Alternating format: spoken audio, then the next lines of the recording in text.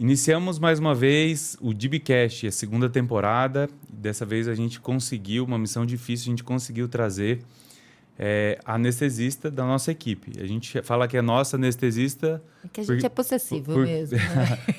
Porque a gente fez questão de ter ela no time, porque traz muita segurança, muita qualidade e com certeza os pacientes se beneficiam do trabalho dela. Então eu vou contar um pouquinho. Doutora Érica. Bem-vinda. Bem-vinda ao nosso podcast. É um prazer estar aqui. E eu vou contar um pouquinho como que começou essa conexão, porque faz parte da nossa história pessoal. Então eu fazia residência de cirurgia bucomaxilo em 2009, eu era R1, e a Érica era R1 de clínica médica. Então, nessa mesma época, a gente estava lá com a nossa função no Hospital do Tatuapé. E uns anos depois, eu já tinha me formado, já tinha voltado para o Hospital do Tatuapé como concursado da prefeitura. Encontrei a Érica, acho que no estacionamento, né, do hospital. No estacionamento. E ela falou que tinha ido buscar o título dela de clínica médica que ela tinha feito 4, 5 anos antes, né? E eu sabia que ela tinha se formado e depois foi fazer hematologia na Santa Casa. Isso. Ó, tá bom, né? Só que quando eu encontrei ela disse que estava terminando o anestésio. Ou já tinha terminado a anestésio. Tinha acabado de terminar a anestésio. Ou seja, 3 residências. E nesse ponto eu já estava com a clínica e eu falei, eu acho que eu vou precisar, então, do seu trabalho, porque eu não tenho anestesista fixo, eu sempre quis ter, mas ainda não encontrei ainda. Anestesista para chamar de seu? E aí, naquela ocasião, eu ia anestesiar, a gente ia operar uma amiga médica, e eu achei que ali era a oportunidade da gente fechar um time. E de lá para cá, isso já fazem... 10 anos. 10 anos? Mais ou menos. 10 anos. Um pouquinho mais. 10 anos. Que a gente compartilha aí as histórias dos nossos pacientes, e a gente tem o maior orgulho disso. E que hoje você, como você mesmo fala, é a buca, né? A buca da equipe. Bom, primeira pergunta, né? Os pacientes... eu acho que a minha impressão é que já tiveram mais ou um pouco de medo ou um pouco pode ser do desconhecido ou por conta de medo, do ato anestésico em si, ou pergunta da anestesia geral. Eu já tenho minhas respostas prontas no consultório, mas eu queria que você falasse assim um pouco sobre a tranquilidade, a segurança, o que hoje tem de evolução que a gente pode afirmar que é uma anestesia segura. Na verdade, primeiro assim, o que é anestesia, né? É um mito isso, e para os pacientes, eles têm uma noção, não só... isso não tem a ver com nível de escolaridade, nada. Eles acham que o anestesista é aquela pessoa que, às vezes, que nem acham que é uma anestesista é um médico, né, que acham que é um técnico, alguma coisa assim, que o anestesista aplica uma injeção e vai embora. Né? Aí, tanto que eles me perguntam, doutora, e a senhora volta quanto tempo depois? Eu te vejo quando depois? Primeiro, esse é um mito, de que o anestesista ele não está o tempo todo na sala, né? E o outro mito é de que sempre que a anestesia antigamente realmente tinha um perigo, né? A anestesiologia é uma especialidade relativamente nova. Ela tem basicamente uns 160 anos. Para a medicina é um tempo muito curto, né? E ela vem evoluindo bastante. As medicações que a gente usa hoje tem de 40 anos para cá, de 50 anos para cá. Então, é relativamente nova. Então, isso eu acho não é um mito que tem de onde vir, né? Então, assim, os pacientes têm aquele medo, será que eu vou acordar da anestesia? Como que é, né? E a anestesia, ela é segura tanto pelas medicações que foram evoluindo, também como a monitorização do paciente durante todo o procedimento. Então, a gente, em tempo real, vê pressão cardíaca, arterial, frequência cardíaca, a respiração, tudo a gente consegue ver o tempo todo, em tempo real, repetindo, durante toda a cirurgia. Então, o anestesista é o primeiro que entra na sala, né? E é o último a sair. Então, a gente avalia o paciente no quarto, está presente durante toda a cirurgia. Terminou a cirurgia, a gente continua com o paciente até entregá-lo na sala de recuperação da anestesia. Então, todo o percurso do paciente dentro do hospital, praticamente, a gente está junto, prestando a assistência para ele. Então, essa é uma das seguranças maiores que os pacientes podem ter hoje, né, quanto à anestesia. Eu não sei se é antigamente, se eu estiver errado, me corrige. Eu explico para os pacientes que se você antigamente não tinha acesso a drogas mais modernas, como anestésicos endovenosos, né? Ou era praticamente só inalatório. Isso faz diferença no controle do paciente? Ou, por exemplo, se tiver alguma complicação, reverter a anestesia com a endovenosa é mais fácil? Você tem mais controle? Ou como que funciona isso? Então, assim, a gente escolhe... Cada paciente é um paciente, né? Não existe uma receita de bolo. Os anestésicos... eles foram assim, sendo descobertos concomitantemente, tanto os inalatórios como os venosos. Começou lá atrás com éter, clorofórmio, aí depois veio o tiopental. Então, anestésicos que não tinham tanta estabilidade de pressão, que eram mais difíceis de manusear mesmo. E cada paciente, cada tipo de paciente, tem uns pacientes que têm alguma doença prévia, que o manejo é diferente. Então, assim, existem anestésicos que são completamente reversíveis e outros que são mais lentos. Mas, por exemplo, os gases que a gente usa, anestesia inalatória, é um tipo de anestésico onde o próprio organismo ele não precisa metabolizar, destruir o anestésico. Ele é eliminado simplesmente por via ventilatória. Então, a gente ventilando o paciente, ele vai sendo eliminado. Então, é um raciocínio para algum tipo de paciente onde tem algum problema hepático, que a gente não pode usar gás. Tá. Então, a anestesia, aí ele tem algumas coisas que não posso usar porque às vezes pode dar mais náusea ou alguma coisa assim. Já os venosos, ele pode ter um despertar mais tranquilo do que os inalatórios. Então, não existe assim, esse é melhor do que o outro. Eu acho que existe cada situação onde cada um ele pode ser melhor usado. Você adequa para cada paciente. Não tem a regra, né? Dependendo da avaliação. Exatamente. Nesses 10 anos a gente convivendo, eu vejo tanto a evolução da ortognática, da melhoria das técnicas e os pacientes como se recuperam melhor, quanto os pacientes quando na fase que a gente fazia assim, alguns não fazia com a Érica porque era em outros lugares e tal, e quando fazia com você era uma diferença gritante, né? Agora a gente faz tudo com você, então não tem mais essa diferença, mas era uma diferença gritante, tanto que quando a gente tem outros colegas, cirurgiões de outras especialidades, e fala, nossa, fui passar visita e não era a Érica que tinha feito anestesia, eu até assustei com o paciente. E o que você me conta que é diferente das outras cirurgias que você também faz a anestesia para a cirurgia ortognática, para um pós-melhor, assim, para os pacientes? Que eu vejo isso e o que você vê, que eu vendo isso para os meus pacientes, eu vendo assim, não vender assim, mas eu falo assim, tem que ser com ela. Quando eu falo, mas não pode ser com outro anestesista? Eu falei, não, tem que ser com ela, não, a gente não faz com outro anestesista.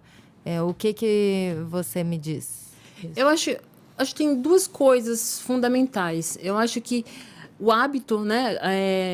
O anestesista, na nossa formação, a gente está preparado para anestesiar criança, até idoso e vários tipos de cirurgia. Só que a gente acaba se especializando um pouco mais em determinado tipo de cirurgia. Então, tem... A entender a cirurgia, você entende, né? Todos os passinhos. E ter mais intimidade com aquele tipo de cirurgia. De procedimento, exatamente. Então, por fazer muita cirurgia para buco, você entende a particularidade de cada detalhe da cirurgia, você sabe o que está acontecendo.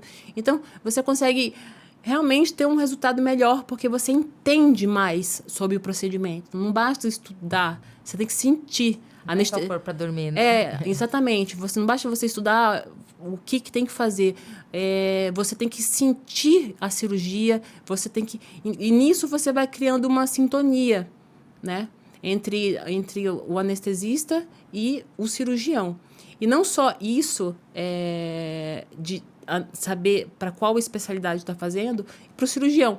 Então, eu anestesiar para o Matheus, eu anestesio de um jeito. Se eu for anestesiar para outro buco, eu já vou anestesiar de maneira diferente. Sabe o timing também? Eu sei o timing da cirurgia, mas a mão dele operando é diferente. Então, isso, como eu falei, não está no livro, isso a gente sente. E tanto tempo a gente trabalhando junto, né? Nesses longos 10 anos ou mais, né? Que a gente nem consegue contar. Fazendo essa conta.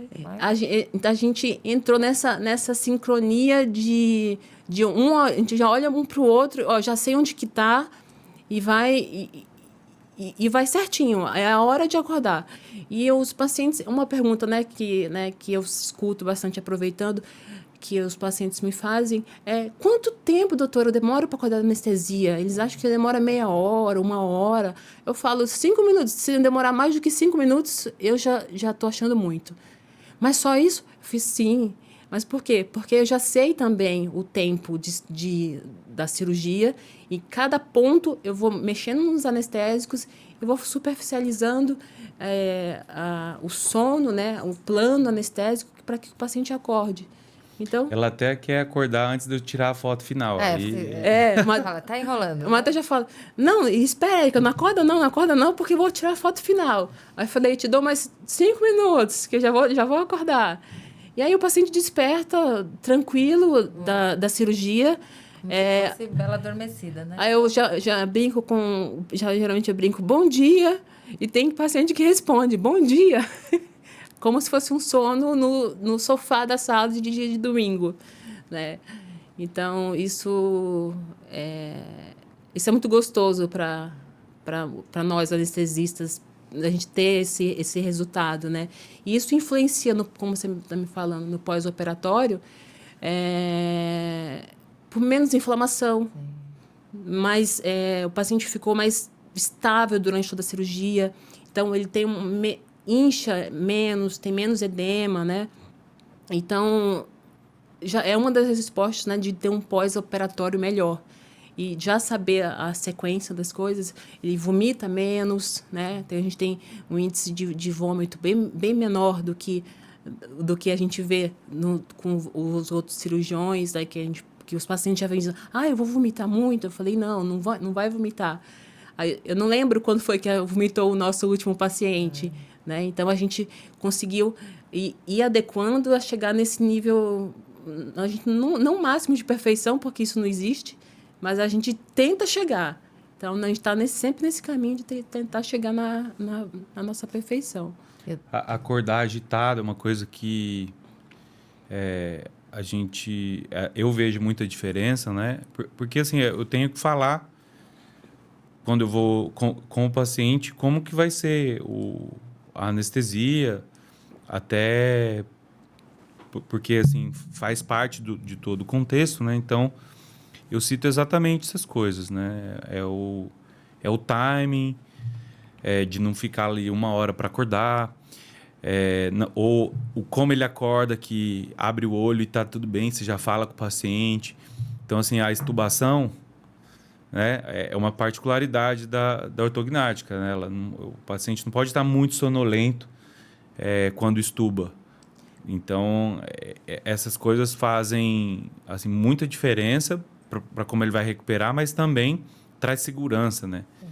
Porque assim, é uma cirurgia na face. E então, se o paciente ele acorda tranquilo e consciente, sabendo exatamente onde ele está, o que está acontecendo, ele não vai colocar a mão no rosto, ele não vai fazer força para que isso que sangre mais que inche mais. Mais consciente. Exatamente. Então, é um processo de extubação mais tranquilo e a gente não precisar, que a gente chama ventilar ele novamente, que é colocar máscara de oxigênio para que ele, né, respire novamente. Não, naturalmente, ele já acorda respirando muito bem, sem que a gente precise oferecer mais oxigênio para ele. Então, isso dá uma tranquilidade para nós, anestesistas, e para o cirurgião. Eu acho que isso faz uma diferença, né? De tranquilidade. Sim, com certeza. Sabendo que o paciente já acorda bem. Tem uma pergunta que eu recebo muito dos pacientes do Matheus. Depois que a gente teve, mesmo perguntando para os pacientes se tomam alguma medicação antes de ir para a cirurgia, que a gente faz uma anamnese, as perguntas teve um caso de uma paciente que foi tomando esse Ozempic, essas medicações, e depois disso, o Matheus até fez um vídeo para explicar, por mais que a gente fale antes, para explicar para os pacientes, e eles voltam, mas por que não pode... por que desmarca a cirurgia se eu estou tomando esse...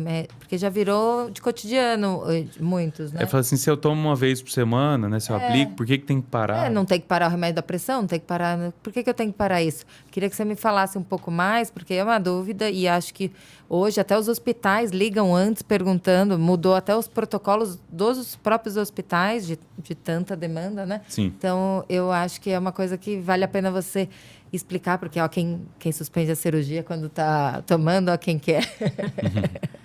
O porquê. Então, já pegando, né, o gancho, digamos assim, eu esqueci de falar que a gente eu faço acompanhamento com vocês do pré-operatório do paciente. Então, eu não estou só lá no hospital. Antes, eu já vejo, já conheço a história do paciente, já vejo os exames. Então, já sei toda a história para no dia, a gente já tem uma programação do que a gente vai fazer, né? E em relação a essa medicação, é uma febre mundial, né? Esse tema de emagrecimento é um tema que dura horas para a gente conversar. Mas a parte básica mesmo é porque a gente sempre pede jejum para o paciente. Por quê? O jejum, ele vai passar por um processo de intubação. Lógico, quando ele já estiver anestesiado, é passado um tubinho na ortognática, principalmente pelo nariz, e vai para o pulmão, que vai fazer toda a respiração dele durante toda a cirurgia. E é fechado, assim, digamos assim, a traqueia dele é fechada, protegida de que venham secreções do estômago que possam ir para o pulmão. Então, esse é o jejum que a gente tanto prega, né? O paciente, ele sabe, operar de jejum. E essa medicação, ela diminui o esvaziamento gástrico. Então, por mais que ele tenha tomado há uma semana uma medicação, o estômago dele vai estar cheio, provavelmente, mesmo que ele faça o jejum de 8 horas. Então, o risco de broncoaspiração é muito maior. É como se ele não tivesse de jejum. Então, aumenta o risco anestésico muito. Então, a gente em nenhuma cirurgia, a gente suspende mesmo com o uso da medicação. Existem várias, né, agora que lançaram, cada uma tem a sua peculiaridade. E cada uma tem um tempo, né? Tem um tempo, tem um que é de 48 horas, outro uma semana, outro tem de 21 dias. 3 meses, né? Tem 3 semanas, né? De 21 dias. Então, cada um sempre procure o seu médico, o seu anestesista, para saber exatamente qual o tempo que precisa parar de tomar medicação para maior segurança. E tem mais alguma medicação que você fale? Eu acho que da atualidade é o que é mais, assim, que todo mundo toma. Mudou doente, não doente. Doente, não doente, E aí depois tem outras medicações. Paciente diabético, paciente hipertenso. Então, existem medicações que devem ser suspensas, sim. Mas aí com acompanhamento. Com acompanhamento. Como é uma lista muito grande, acho que tem que ser individualizado. Então, cada paciente a gente orienta, olha, vamos suspender esse. Outros pacientes, paciente asmático, a gente entra com medicação antes da cirurgia para evitar que tenha crise asmática. Por isso a importância do anestesista estar perto do paciente, né, do paciente antes da cirurgia. Tem um grupo de pacientes nossos que a gente não mostra muito, que são crianças.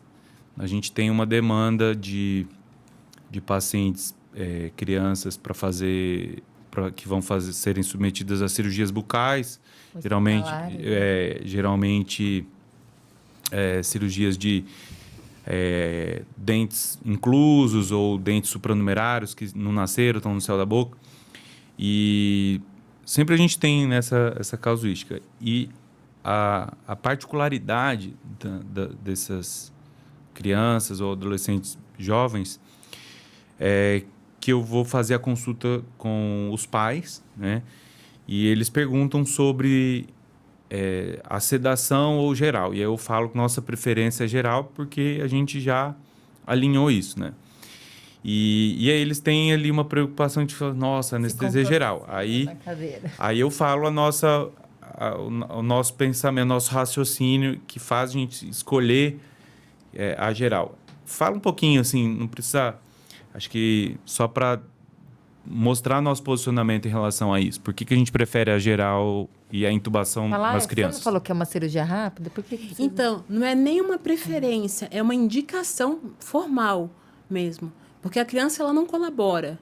E a proteção da via aérea, que é uma das coisas mais importantes, que a gente já acabou de falar, que quando a gente passa o tubo, a gente veda a parte da boca e evita que secreções desçam para o pulmão e bronco aspire. Isso é uma coisa super importante. E a criança, ela não tanto que ela não fica na cadeira do dentista, né? Sim. Principalmente numa cirurgia, né? Principalmente numa procedimentos invasivos. Maiores, por isso que vai para o hospital. Essas mesmas cirurgias, elas são feitas em adulto também, né? Então, e criança mais ainda, por mais que dure 5 minutos, a anestesia geral, ela é mais segura do que a sedação. Uma coisa que também é uma cultura, né? Que pensa, sedação é tranquilo, a anestesia geral é rapidinho, é perigoso. Não, a gente fala, é preferível a geral, a sedação, ela é mais segura. A anestesia geral pode durar 5 minutos também. Em 5 minutos, só que o que acontece? Com a via aérea protegida, não vai entrar nada no pulmãozinho e a criança vai acordar como se nada tivesse acontecido. Sem emergência. Sem emergência, que pode acontecer mais se ela estiver sonolenta, com uma sedação sonolenta, engolir sangue, se debater. Então, a anestesia geral não, ela fica tranquilinha, dormindo, com um tubinho protegendo o pulmão, enquanto o buco o Matheus vai lá, tira o dente, faz o que tem que fazer, terminou, acorda o paciente, como eu estava falando, 1, 2 minutos, tira o tubinho, ele está acordado, já querendo a mãe. É assim que acontece. Eu lembrei porque hoje, ontem... Foi ontem. Eu debati e os pais eram médicos, né? Então, eu estou ali falei assim, não, a nossa preferência é assim. Aí, expliquei, porque não necessariamente são cirurgiões ou não é o dia a dia deles, né? São médicos, mas... Aí eu fico nesse papel de passar essas informações, mas com o intuito de tranquilizar, né? Que é a segurança em primeiro lugar. Se fosse mais fácil ou mais cômodo, é óbvio que a gente optar. Se a gente está optando por segurança, a gente tem que fazer uma indicação. Pela indicação, excelência, né? A gente não tem que encurtar esse caminho, né? Não é preferência, é indicação mesmo, formal. Você já teve... Agora é uma curiosidade minha, tá? Você já teve alguma... nas cirurgias de buco, alguma coisa que foi muito diferente, que você nunca imaginou, assim, que já aconteceu com paciente, ou pergunta de paciente, ou acontecimento que você já imaginou? Eu vou lembrar uma cena, e eu não frequento mais o centro cirúrgico com eles, né? Mas eu vou lembrar uma cena que foi... há muitos anos atrás, mas não sei quantos anos... Vocês estavam operando e acho que foi foi uma mentoplastia. E você acordou a paciente, ela parecia que acordou... Como eu tinha feito estágio em hospital público, que era umas acordações que era uma guerra, assim, e quando você começou a anestesiar, eu comecei a ir, para mim foi um choque. O paciente simplesmente abriu o olho, tipo a Bela Adormecida. Falei, como que isso acontece?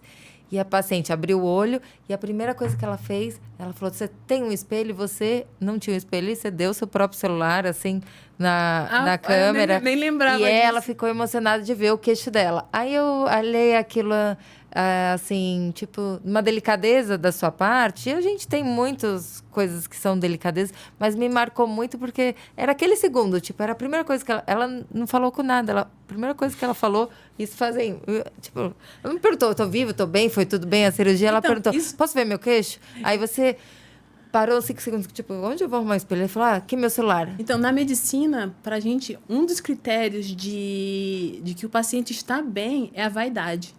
Quando o paciente começa a se preocupar, a pentear o cabelo, quando ele está internado, a querer se olhar no espelho, a ter vaidade, é quando ele está muito bem. Então, se ela acordou assim, está preocupada com nada, só com a parte estética, né, com a graças a Deus, né? A É vaidade, bom não tô com dor, não tô é porque ela acordou excelente e queria ver o queixo dela, mas nada importava para ela. Então tudo estava muito bem. Né? Eu não me lembrava desse caso, agora eu me lembrei, me reativou a memória. Eu fiquei assim, feliz assim de ver. Eu falei, gente, mas ela acabou de acordar numa cirurgia, ela quer ver o queixo dela. Quer ver o queixo. Uma pergunta, e assim, mudando agora, não é tão técnico, né, do ponto de vista de medicina, mas faz parte do contexto que a gente vive. A anestesia para bucomaxilo tem umas particularidades, desde a intubação, essas coisas, né? Tem uma particularidade de ser um profissional odontólogo, cirurgião dentista, não médico. E aí, dentro da própria anestesia, tem pessoas que preferem não fazer ou não se sentem à vontade. Tem anestesistas, né, que não se sentem tão à vontade. Nesse contexto, eu queria... E eu acho que você é um pouco fora da curva, né? Porque você faz bastante. Eu gosto de fazer para cirurgião bucomaxilo. Não todos. É uma parte. Já teve alguma curiosidade, algum colega seu, de perguntar como que é? Por que você por faz? que você faz? Alguma coisa assim? Como que... Porque, assim, o que eu já vi muito de anestesista falar, eu vou anestesiar para não médico, senão eu tô sozinho na sala, né? Eu o único médico da sala. Aí, assim, eu respondo, isso é uma ignorância no sentido pleno da palavra mesmo, de desconhecer, né? Porque eu estando com o Matheus, por exemplo, eu me sinto muito mais segura. Eu já conversei com ele. Porque se eu tiver alguma dificuldade na intubação, né, para ventilar, que a gente oferece oxigênio para o paciente antes da intubação, o Matheus ele entende tanto de via aérea e tem preparação para isso. Ele viveu... Não fez só uma especialização, ele fez trauma, né, ele fez uma excelente formação. Então, ele tem muito mais recursos para me ajudar se eu tiver alguma dificuldade na intubação do que outros profissionais que não tiveram essa mesma formação. Então, eu me sinto extremamente segura de fazer a anestesia para buco, né, para alguns bucos, né? Mas por isso mesmo. E aí eu falo com outros anestesistas, eu falo assim, vocês deveriam mudar um pouco esse pré-conceito que está equivocado, né? Mas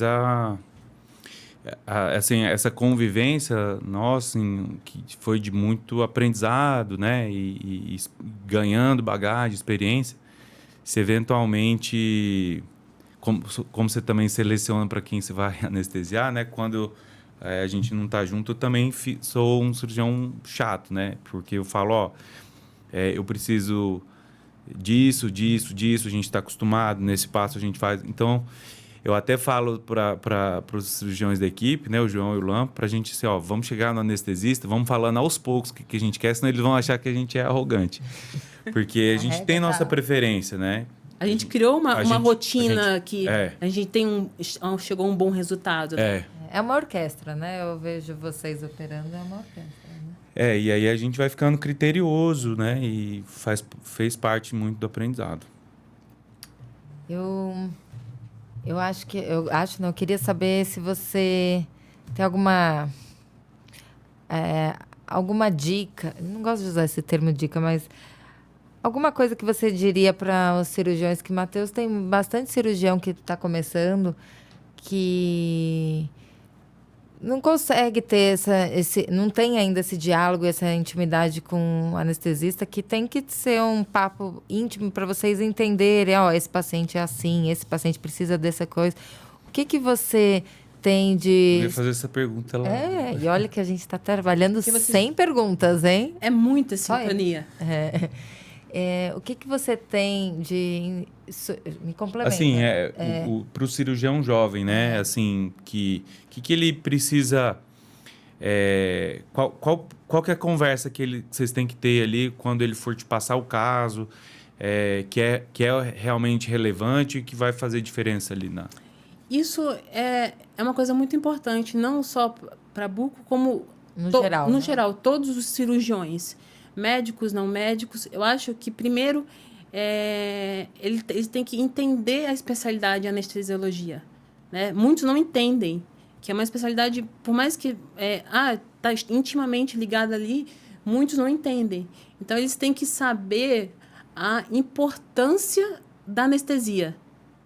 Muitos não sabem a importância de uma boa anestesia, a diferença entre uma boa anestesia e uma anestesia ruim. O que isso vai impactar lá na frente na recuperação dos pacientes dele. Então, se ele souber disso, já é um primeiro passo para ele ter um bom diálogo com o anestesista e poder ajudar a gente, trazer para a gente informações de como vai ser a cirurgia, o que ele vai fazer. Muitos nem falam direito o que vão fazer, porque acham que não é importante. Mas para a gente é importante saber o que vai ser feito, porque dentro disso a gente vai programar a nossa anestesia, né? Eu acho que é mais isso mesmo. Estudar a área, né? Também, isso. Pra saber a gente estuda a cirurgia. Fora o básico, já trazer de informações do paciente, informações relevantes, né? Isso já, além do que a gente pega, né, com o próprio paciente na nossa avaliação pré-anestésica, ele sempre complementar para a gente, isso é muito importante. No desfecho. Assim, não é que você vai na residência chegar, o residente, o R1 sempre faz isso, né? Falava assim, tem uma mandíbula aqui fraturada. Não, você não tem uma mandíbula, você tem um paciente. Tem uma pessoa atrás dessa mandíbula. Tem um paciente que tem uma mandíbula fraturada, eu quero saber a idade dele, você tem comorbidades. Tem muito que chega a ter uma mandíbula assim, mas a mandíbula... A mandíbula tem dono? Tem dono. E para os pacientes que têm medo de você, que é o que a gente falou no começo, o que você acha que ele... Não medo dela, né? Medo... Você não, de anestesia. O que você acha? Ele fala, eu tenho que procurar mais sobre anestesia. O que você acha que ele tem para se sentir mais seguro, como você mostrou assim? O que você acha que ele... não estou sabendo me expressar. Ele precisa procurar saber para se sentir mais seguro sobre a anestesia. Isso, obrigada. Não procurar no Google. Acho que é a primeira coisa. Porque isso, a gente fala sempre isso. Procure lá no Google o que é dor de cabeça. Vai vir milhões de coisas, desde uma cefaleia ou morrer amanhã, né? Até um tumor cerebral. O cara ficar mais ansioso. Exatamente. Tenha uma boa relação com a equipe cirúrgica, que vai poder tirar a dúvida. E se isso não conseguir ser tirado, o anestesista vai tirar também. Então, acho que procure o seu anestesista para que essas dúvidas sejam sanadas e aí, assim, ele se sentir mais seguro. Eu vejo no pré-anestésico, quando eu passo para conversar, o paciente está nervoso, está tremendo. Aí eu chego, brinco, né? Às vezes tem pacientes que são mais sérios, eu já respeito o jeito de cada um. E eu consigo conversar com ele, explicar, eu pergunto o que te aflige, né? E consigo tirar essas dúvidas para que ele se sinta mais seguro. A gente tem medo não é nem só da anestesia, a gente tem medo do desconhecido. Conhecido. Sim. Né? Eu acho Eu que pergunto qual que é o maior medo. Já fala qual que é o seu maior medo, para já... Já chega ali. Depois aí flui, né? Eu já sei, né? Não me recordo agora, mas as perguntas são recorrentes, né? Dos pacientes. A principal, eu acho que eles chegam a uma curiosidade. Mas, doutora, eu vou acordar no meio da cirurgia? Aí eu falo assim, olha, você viu isso no filme. Eu falo, minha tia falou que sentiu a cirurgia toda. Exatamente. Viu a cirurgia toda. Isso aí realmente tem bastante... Isso pode acontecer? Pode. Mas isso é uma coisa mais do passado. Então... Nunca vi. Desde quando a gente começou, eu não vi. Desde a minha prática anestésica, que já tem um bom tempo, nunca aconteceu. Porque as medicações foram novas, né? São novas, a gente tem toda a monitorização e o cuidado, e para que isso não aconteça, né? Então, já está começando a entrar nos mitos, né? Isso é feito por uma boa anestesista também. Teve filme, né? Não tem um filme que vê que o paciente... Eu sou péssimo de filme, mas tem, eles falam que tem num filme. Os pacientes falam muito, de ver... Tipo assim, não é que ele vai acordar e levantar no meio da cirurgia. De ele não. escutar. Ele não tem reação nenhuma, ele tá monitorizado, tá tudo seguro, mas talvez ele comece a ter uma consciência, né? E aí ele se situa, mas aí... A gente chama isso de consciência intraoperatória. Isso pode acontecer, mas tem maneiras da gente evitar que isso não aconteça. Então, é uma das coisas que eu me preocupo muito de não deixar que isso aconteça. Então, a gente vai trilhando alguns caminhos para que isso não aconteça e o paciente acorde bem sem lembrar de nada. Na estatística, eu nunca tive eu tive há 15 anos... Que ela me falou detalhes, né? E ela não... Enfim. Mas nunca na minha clínica particular, assim, eu nunca ouvi esse relato. Então, assim... Tem se tornado cada vez mais raro. Essa paciente, mas tinha um apego emocional muito grande também, né? Não foi no mixoma? Foi. Como é que você lembra? Porque eu lembro. Mas lembra tudo. Mas era um histórico muito grande, né? Tipo, para ela operar. Mas eu nunca ouvi, nunca tive esse papo na clínica, na verdade. Eu só ouço assim no pré-operatório. Porque minha vizinha, a irmã da minha vizinha já ouviu tudo. É uma pergunta muito frequente, né? Você deve ouvir. Eu respondo bastante isso. Bom, tem uma pergunta que na verdade, a pergunta é curiosidade. A gente tem um público tanto de pacientes quanto de profissionais que acompanham o podcast. E é mais assim da sua área profissional e pessoal que faz parte da sua formação, porque eu sempre friso, né, que você fez clínica médica, aí teve ali o período da hemato que você decidiu fazer anestesia, então você quase terminou hemato, né? Não sei se chegou a terminar. Não, eu fiz o primeiro ano. Primeiro ano, né? E a rotina que você também, né, a sua experiência que você já trabalhou em UTI, né, então uma médica que fez medicina intensiva. E isso é uma das coisas que traz muita segurança, que a gente sabe que o manejo é diferente, quando a gente tem um caso mais crítico, a confiança, como a gente discute. Grave. É muito diferente. Eu falo isso sempre, né? Eu acho que eu repito isso quase todo dia. Até eu, quando estou sentindo alguma coisa, eu ligo para ela. Então, assim, só conta como foi essa migração profissional, né? Como que foi essa... Na verdade, essa trajetória. Eu fiz clínica médica, né? 2 anos. E pensando em fazer hematologia. Só que durante a residência de clínica, a formação foi muito baseada em paciente grave.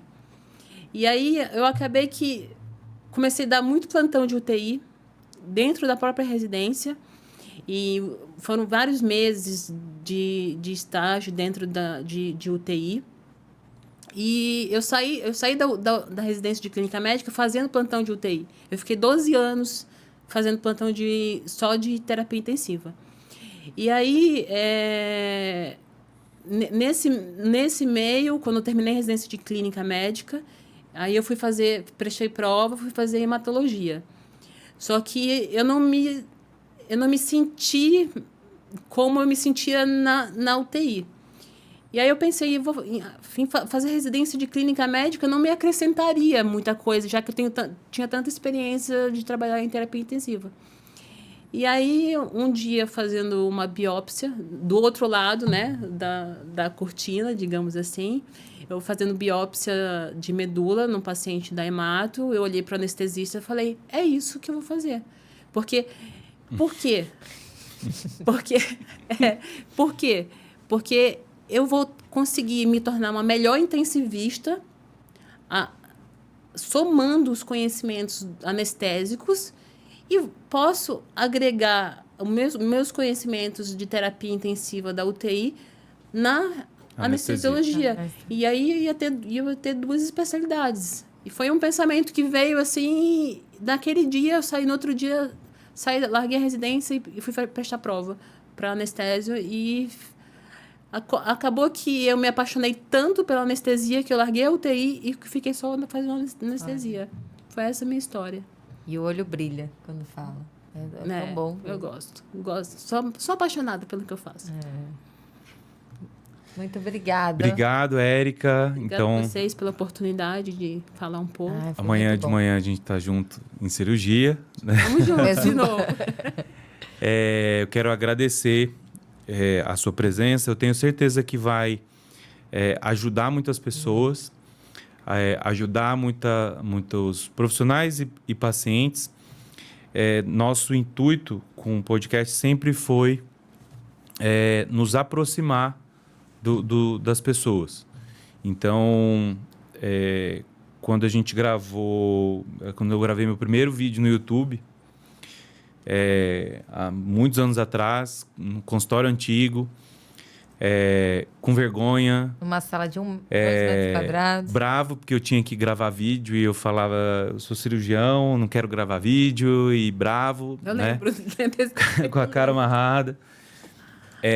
Mas hoje, tá lá o vídeo no YouTube antigo, chega paciente até hoje porque me viu aquele vídeo, de alguma forma aquele vídeo ajudou aquela pessoa, e eu tenho certeza que isso aqui vai estar lá no Spotify, vai estar no YouTube. Vai estar no YouTube? Vai estar no YouTube. Tá? E vai ajudar alguém. Então, esse é o nosso intuito e espero que... eu tenho certeza que vai contribuir para muitas pessoas. E se vocês tiverem mais alguma dúvida, a gente obriga ela a responder, mande as suas dúvidas, que se precisar a gente faz até a parte 2, né? E a gente deixa também o Instagram dela na descrição. Obrigada, obrigado, gente. vocês. Até a próxima.